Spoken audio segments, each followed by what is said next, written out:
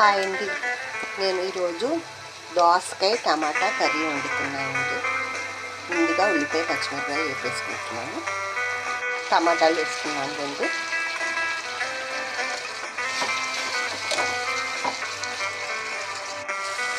టమాటాలు వేసి దోసకాయలు కూడా వేసేసుకుంటున్నాను.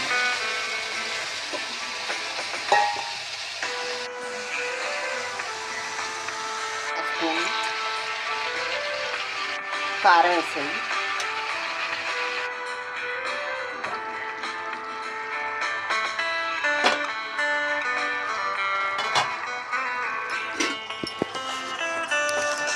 వాటర్ వచ్చింది, దీంట్లోని వాటర్ అయ్యేదాకా కలుపుకున్నాం.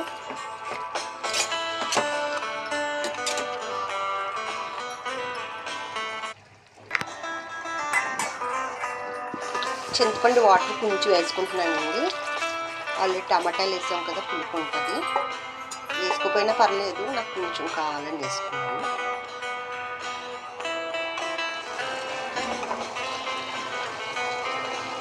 కొత్తిమీర కొంచెం ఉంటే వేసుకున్నాను. కర్రీ అయిపోయింది.